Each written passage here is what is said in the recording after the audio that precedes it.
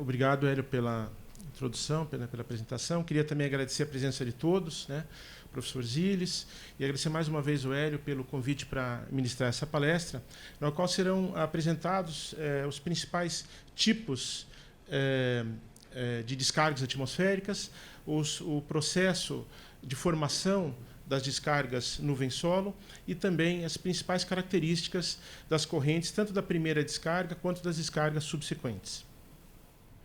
Aqui a gente vê esquematicamente, né, de forma simplificada, um sistema elétrico, compreendendo desde a geração, né, a subestação elevadora, linha de transmissão, depois a subestação onde o nível de tensão é rebaixado, próximo ao centro de carga, a rede de distribuição em média tensão, transformador, até o consumidor final.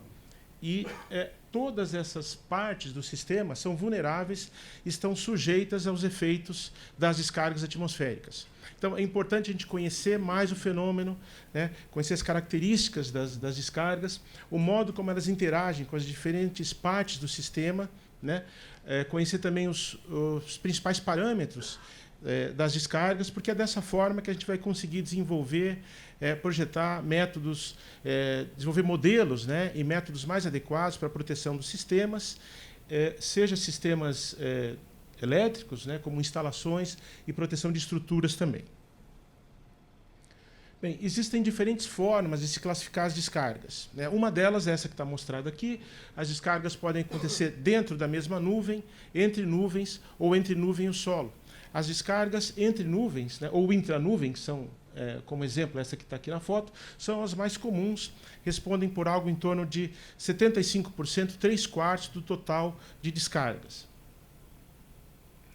Mas são as descargas nuvem-solo as mais estudadas, porque são elas que podem provocar os maiores problemas. Então, morte de pessoas, animais, prejuízos aos setores elétricos, de telecomunicações, danos materiais, etc. Então, são essas as descargas mais estudadas, né?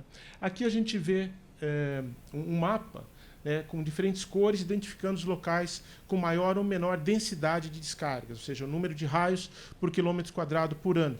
A gente vê que as áreas indicadas aqui do amarelo, laranjado, vermelho, preto, né, são as regiões com maior densidade de descargas, né, ao passo que aquelas indicadas em verde, azul, violeta, aqui, roxo, são as regiões com menor densidade de descargas.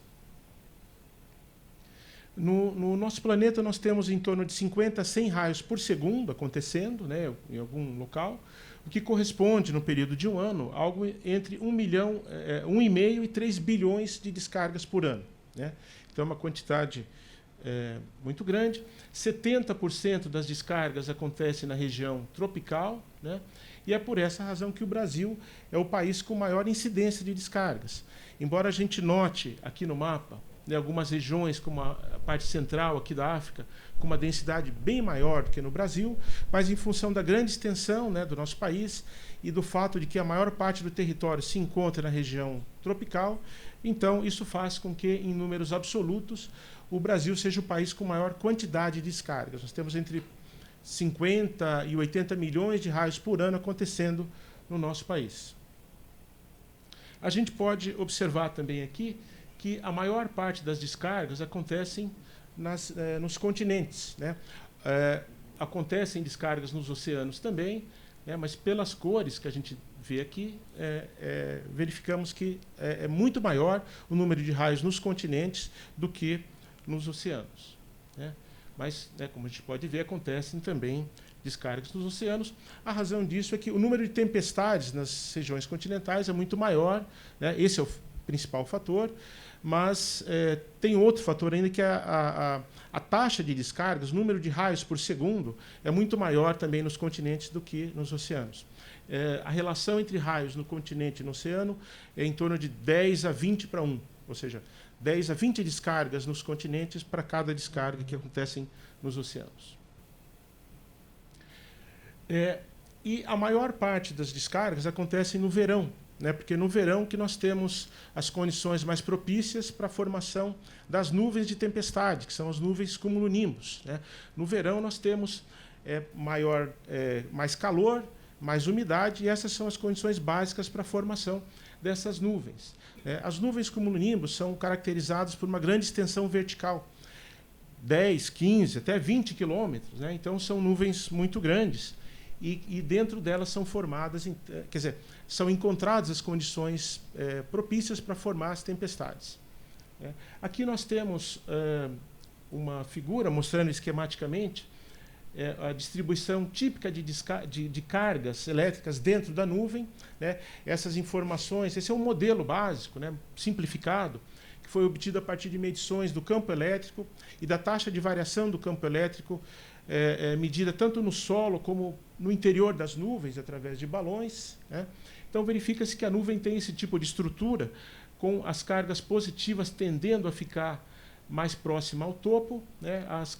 O centro de cargas negativas mais na parte da base da nuvem, e onde pode-se verificar também uma pequena região com concentração de cargas positivas. Então, dentro da nuvem, então, de uma nuvem cumulonimbus, nós temos correntes de ar muito fortes, ascendentes, descendentes. Isso provoca colisões entre as várias partículas que tem no interior da nuvem, cristais de gelo, granizo, né? E um dos principais mecanismos de separação dessas cargas elétricas é justamente as colisões que acontecem entre essas partículas, né? Então, durante as colisões, há uma tendência de que as partículas mais leves, né, os cristais de gelo, percam elétron para as partículas mais pesadas, né, o granizo. Então, é por isso que há uma tendência, né, de concentração de cargas positivas nas partículas mais leves, que ficam mais no topo da nuvem, e uma concentração maior de cargas negativas na base da nuvem. Então, esse processo vai se intensificando ao longo do tempo, né? À medida que o tempo passa, vai aumentando a concentração de cargas nas nuvens, essa separação de cargas elétricas, até que em um determinado momento, quando essa concentração de cargas fica muito grande, o campo elétrico ali naquela região excede o gradiente crítico do ar, e o ar, então, passa a conduzir essas cargas. Ele deixa de se comportar como um isolante e passa torna-se um condutor ali naquela região. Então é formado um canal, uma descarga preliminar, né, um canal ionizado através do qual essas partículas, essas cargas elétricas, desculpe, começam a se movimentar em direção ao solo. Então esse canal vai avançando, ele vai avançando em etapas, em degraus, passo a passo. Por isso, o nome em inglês é Stepped Leader, é um líder que vai avançando passo a passo. Temos passos de algumas dezenas de metros, depois ele para por alguns microsegundos, avança mais um pouco e vai nesse processo. Podem acontecer ramificações, né, nesse canal. À medida que ele se aproxima do solo, aumenta a concentração de cargas elétricas de sinal contrário, ou seja, positivas induzidas ali no solo, né? Essa é uma etapa que não é visível a olho nu. A gente consegue observar isso através de câmeras, né, câmeras rápidas, mas a olho nu a gente não consegue enxergar isso. Bom, à medida que vai aumentando, então, a concentração de cargas elétricas aqui no solo, o campo elétrico também vai se intensificando, até que há um momento em que esse campo também ultrapassa um certo gradiente crítico do ar e pode haver a formação de líderes ascendentes, de descargas ascendentes, né? O termo em inglês é upward leader, é um líder ascendente. Esses líderes, um ou mais, vão se propagar para cima, tentando encontrar aquele canal que está descendo, né? Quando isso acontece, nós temos, então, a etapa conhecida conexão, né? O termo em inglês é attachment, e aí sim nós temos uma descarga, uma corrente elétrica muito intensa, que passa a se propagar por esse canal, neutralizando as cargas do canal descendente, né? Então, a corrente elétrica nessa etapa ela pode atingir valores muito elevados, né, de 3 a 100, 200, até 300 mil amperes, 300 quiloamperes, né? Essa variação da corrente se dá em um tempo muito curto, alguns poucos microsegundos. Então, nesse instante, a temperatura no interior do canal pode chegar a valores muito elevados, da ordem de 30 mil graus, ou seja, 5 a 6 vezes mais do que a temperatura na superfície do Sol, né? Então, isso provoca uma expansão muito violenta do ar, que é o trovão, né? Então, o trovão nada mais é do que essa expansão muito forte do ar, como consequência da rápida elevação de temperatura, né? Então, quando a gente ouve o trovão, o pior já aconteceu, o raio já aconteceu, né? Porque o relâmpago é a luminosidade, né? O trovão é o som decorrente dessa expansão do ar. Bom, essa sim é uma etapa visível, a gente consegue perceber a olho nu, né? E a velocidade com que essa corrente se propaga pelo canal é da ordem de 1/3 da velocidade da luz. É uma fração da velocidade da luz, 1/3 até 50% da velocidade da luz são valores considerados típicos. Bom, e aí o processo pode se encerrar aí, né? No entanto, pode haver ainda na nuvem alguma região com uma grande concentração de cargas que pode aproveitar aquele canal ionizado que havia se formado ali, e se isso acontecer, nós vamos ter uma outra descarga, né, que vai descer, né, um outro canal formado ali. Essa etapa é conhecida como Dart Leader, porque esse canal não se ramifica, ele vai direto, não vai mais em degraus, como o Step Leader, ele vai direto, né? E quando ele toca o solo, aí nós vamos ter uma outra descarga chamada de descarga subsequente, né? Então, já foram registrados até mais de 20 descargas subsequentes, né? Embora, em geral, esse número, quer dizer, o valor médio, em torno de 4 a 5, né? Você tem a primeira e mais 3 ou 4 descargas subsequentes. Essa tabela mostra exatamente isso, né? É uma tabela que mostra aqui a primeira coluna, né? Ela mostra locais onde foram feitos estudos experimentais a respeito das descargas, né? Em vários países, em várias épocas, desde 62, no Novo México, até recentemente, né? No Brasil, nos Estados Unidos, né? Passando por Sri Lanka, Suécia, né? E esses dados foram publicados num documento recente do CIGRE, é o documento mais recente a respeito dos parâmetros das descargas atmosféricas para aplicações em engenharia, né? Foi publicado em 2013. E nós temos aqui na segunda coluna o número médio de strokes por descarga. O stroke é o pulso de corrente, né? Então, no exemplo que a gente viu, com relação ao fenômeno ali, nós vimos a primeira descarga e mais uma descarga subsequente, né? Mas, de acordo com essas pesquisas, nós temos, em média, ali, entre 3,4 até 6,4 strokes por descarga.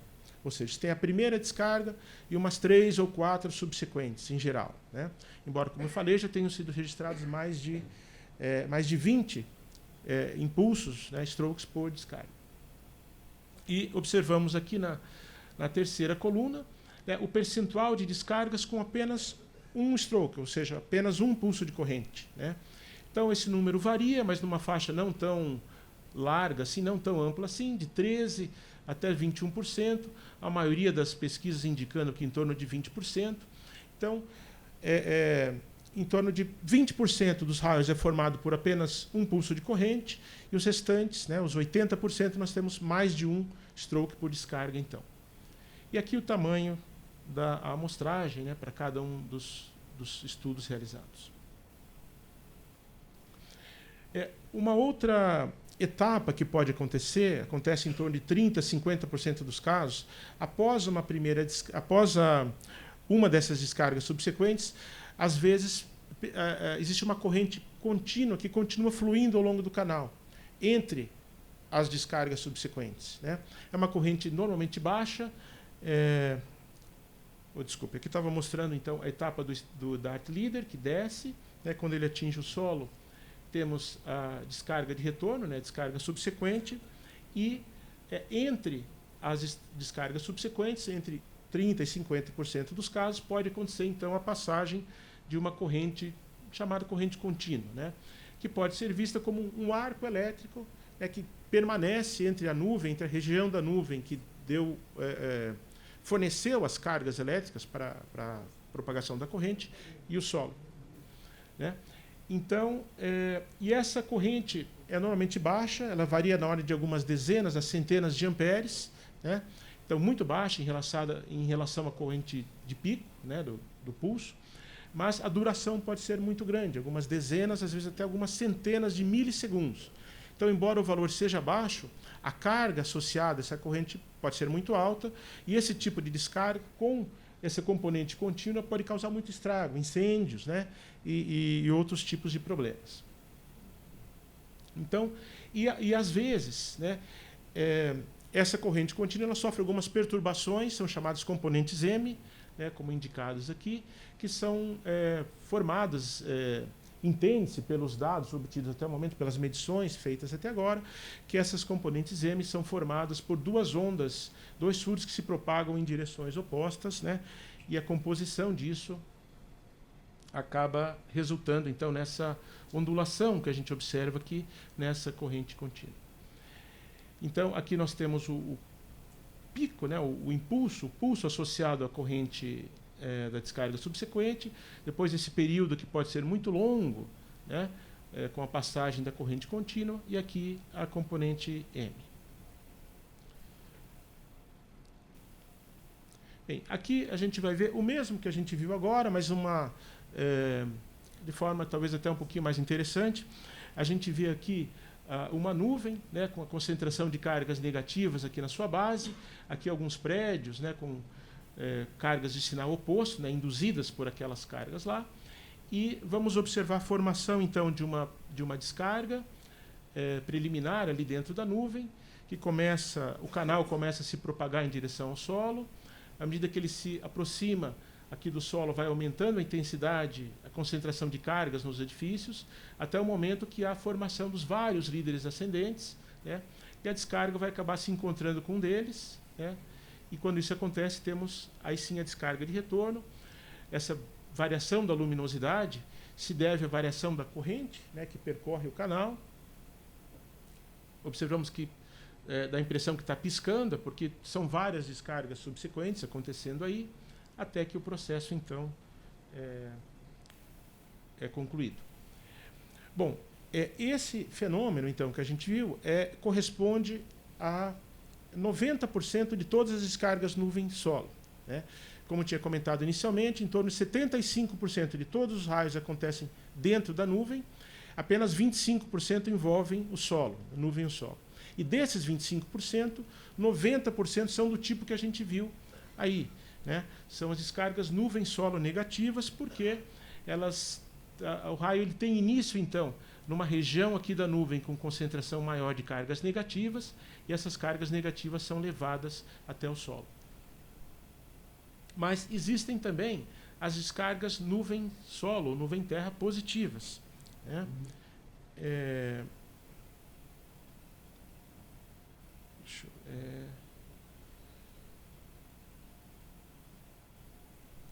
Bom, eu queria mostrar um efeito aqui. É isso aqui. Aqui nós temos uma nuvem cumulonimbus e, como eu falei, ela tem uma grande extensão vertical. A velocidade do vento não é uniforme ao longo da altura da nuvem, né?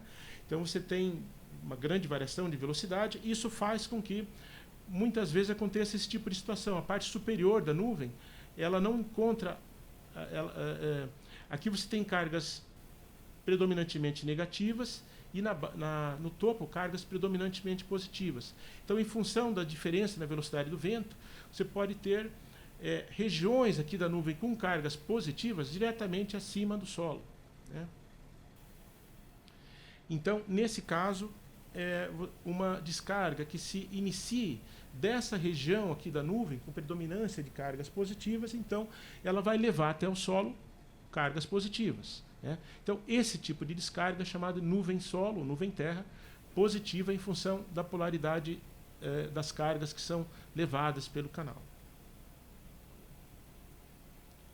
Aqui um exemplo de uma descarga se formando a partir de uma região aqui localizada no topo da nuvem.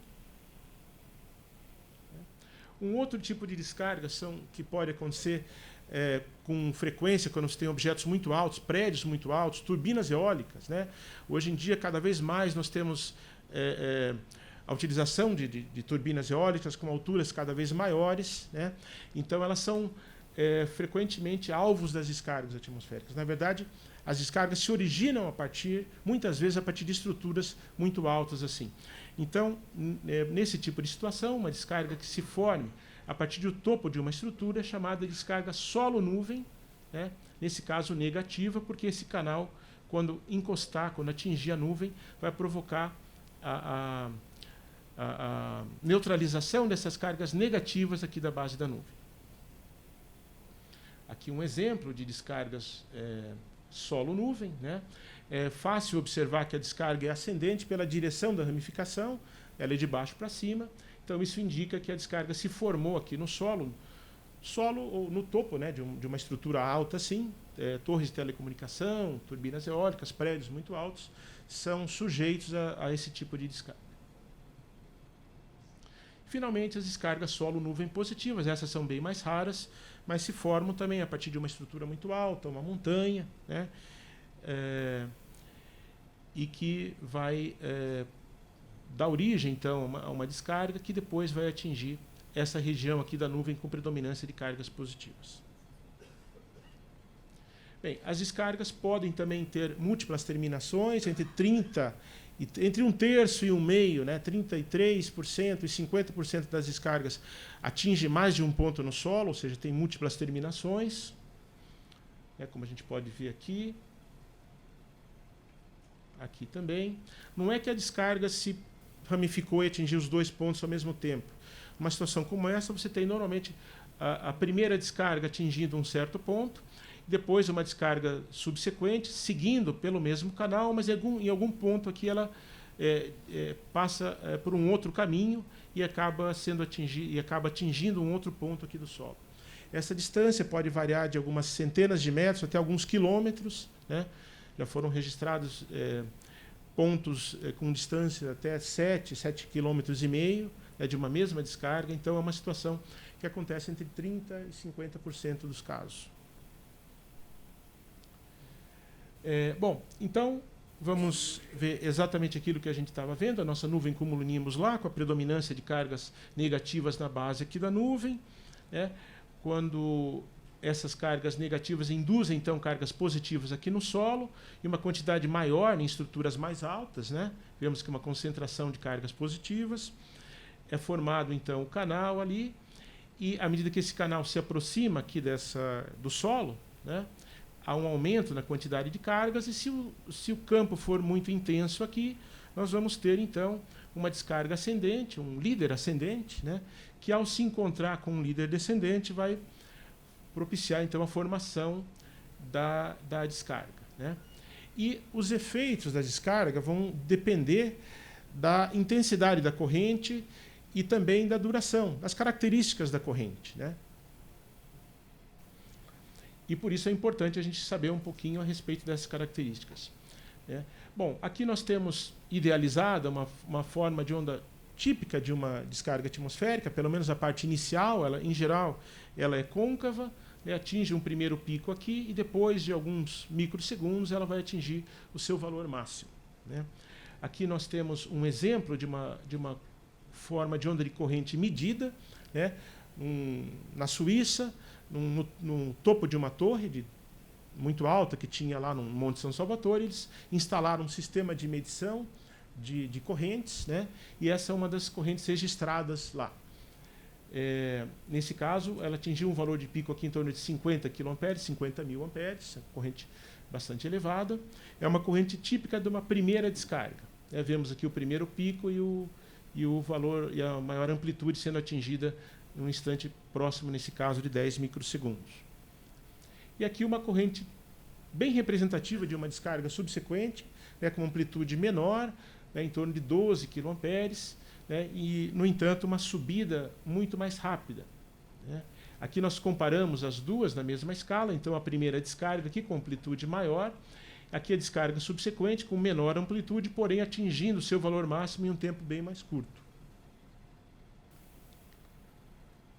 Bom, então, amplitudes das correntes variando, em geral, nessa faixa de 2 até 300 kA, né? Em 50% dos casos, a corrente da primeira descarga é superior a 30 kA, e em 50% dos casos, a corrente das descargas subsequentes ultrapassam 12 kA. Em termos do tempo de subida, do tempo até o máximo aqui, em geral, a primeira descarga em 50% dos casos, o máximo valor, o tempo de frente da corrente é atingido antes de 3,8 microsegundos, enquanto que as descargas subsequentes atingem o seu valor máximo num tempo bem mais curto, sendo em 50% dos casos menor do que 0,7 microsegundos. Então, realmente é um tempo bem mais curto. Em termos de cauda, ambas as correntes atingem metade do valor de crista na cauda em algumas dezenas de microsegundos. E aqui nós temos a distribuição dos valores de pico das correntes. Esse é um gráfico que foi obtido com base em medições realizadas em vários países, né, 338 resultados de medições, e aqui nós temos no eixo vertical a probabilidade que o valor de pico da corrente ultrapasse o valor indicado aqui na abscissa.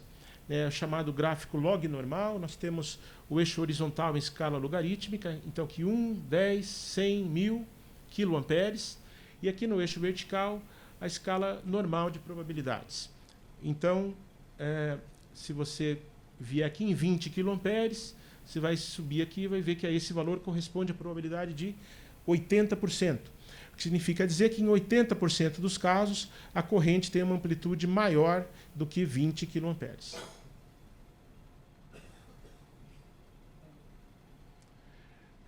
Bom, e aqui é o último slide, desculpe, não deu tempo, ficou em inglês, mas aqui é o seguinte, como a gente viu, em geral, o valor de pico da primeira descarga é de 2 a 3 vezes maior do que o valor de pico da descarga subsequente, né? Mas, com base em medições de campo elétrico, há fortes indicações de que pelo menos um terço, né, em torno de 30%, 33% das descargas nuvem-solo tem pelo menos uma descarga subsequente com amplitude maior do que a da primeira descarga, né? Então, embora, em geral, a corrente da primeira descarga seja 2 a 3 vezes maior que a subsequente, em um terço de todas as descargas tem pelo menos uma subsequente com amplitude maior do que a primeira. Isso é importante porque, como a gente viu, as descargas subsequentes têm um tempo muito curto, né? Então, se além de ter esse tempo de subida muito curto, ela tem uma amplitude alta, né, maior até do que a primeira, isso representa uma ameaça muito grande, né? Porque ela tem não só uma amplitude elevada, mas uma taxa de variação no tempo também muito alta. E isso não é levado em consideração pelas normas existentes, né? E nem nas análises do desempenho das linhas, em geral, não se considera isso. Mas é algo importante, né? Essa observação ela consta nesse documento do SIGRE que eu mencionei, né? Publicado em 2013, que é o documento mais recente a respeito da questão das descargas atmosféricas. Bom, com isso, então, eu concluo a apresentação. Agradeço a presença e a atenção de todos e, mais uma vez, ao Hélio pelo convite para ministrar a palestra. Obrigado.